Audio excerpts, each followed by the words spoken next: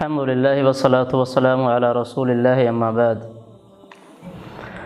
ہمارے معاشرے میں ایک بہت بڑا المیہ یہ ہے،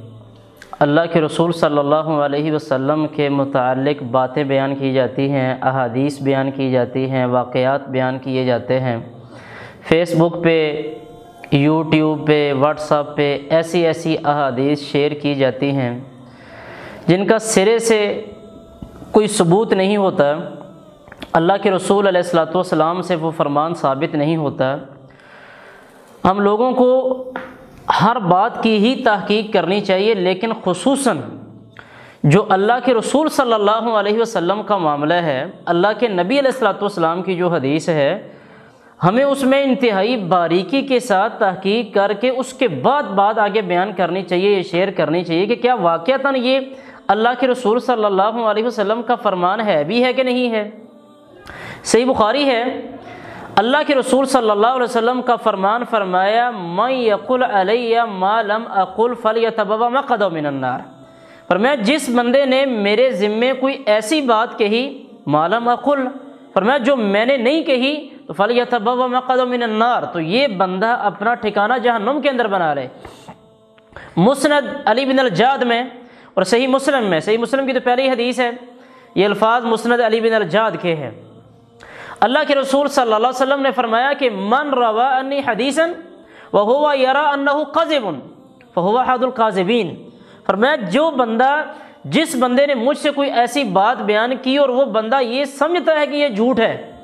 اللہ کے رسول صلی اللہ علیہ وسلم نے فرمایا کہ یہ بندہ بھی جھوٹ بولنے والوں میں سے ایک ہے۔ صحیح مسلم کا مقدمہ اس حوالے سے انتہائی شاندار ہے کہ امام مسلم رحمۃ اللہ علیہ نے حدیث کی تحقیق، حدیث کی تخریج، اس کی اللہ کے رسول علیہ الصلوۃ والسلام کے حوالے سے باریکی کہ اللہ کے نبی صلی اللہ علیہ وسلم کے اوپر جھوٹ بولنا کتنا بڑا گناہ ہے۔ کئی ایک روایات اللہ کے رسول علیہ الصلوۃ والسلام سے امام مسلم رحمۃ اللہ علیہ نے اپنی صحیح مسلم کے مقدمے میں ذکر کی، اور یہ بات سمجھائی ہے کہ کوئی بھی بات جو اللہ کے نبی علیہ الصلوۃ والسلام نے نہیں کہی، وہ اللہ کے رسول علیہ الصلوۃ والسلام کی طرف منسوب کر کے بیان نہیں کرنی چاہیے۔ ہمارے معاشرے میں ایک بندہ اگر باریکی کے ساتھ اس کا اندازہ کرے، دیکھے بہت ساری ایسی باتیں ہیں کہ جو ہم نے دین کے اندر شامل کی ہیں، دین کے اندر بہت ساری بدعات شامل ہوئی ہیں، اور ان کی سب سے بڑی وجہ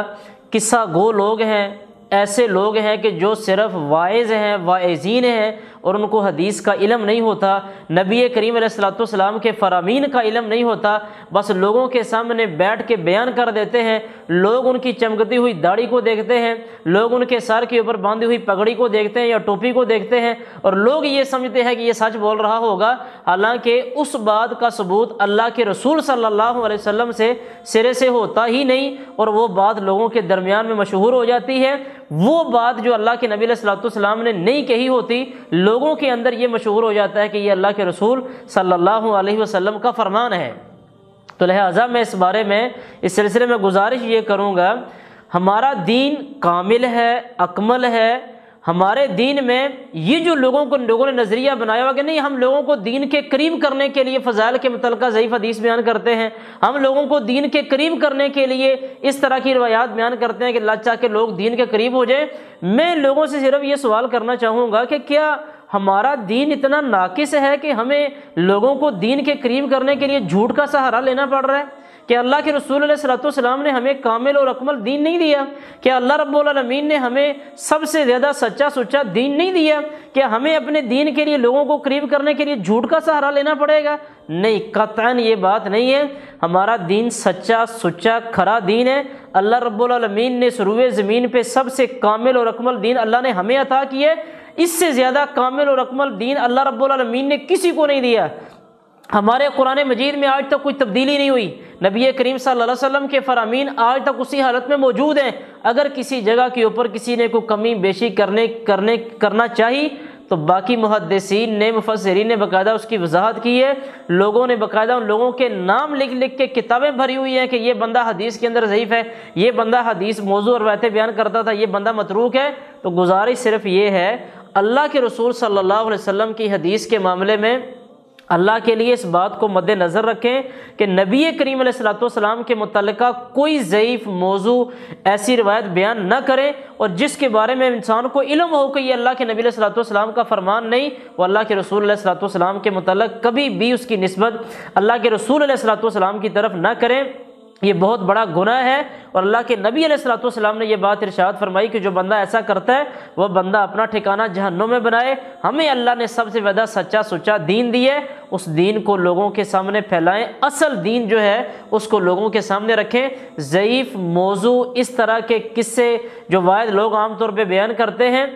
یہ قطعاً اس کی اجازت نہیں ہے۔ اور جو عوام ہے، عوام الناس ہے، خدا را آپ بھی جب کوئی بندہ کو حدیث بیان کرتا ہے اس کی تھوڑی بہت چھان بین تحقیق کر لیا کریں کہ کیا یہ واقعتاً اللہ کے نبی علیہ الصلوۃ والسلام کا فرمان ہے بھی ہے کہ نہیں ہے۔ اللہ تعالی ہمیں سمجھنے کی اور عمل کرنے کی توفیق عطا فرمائے۔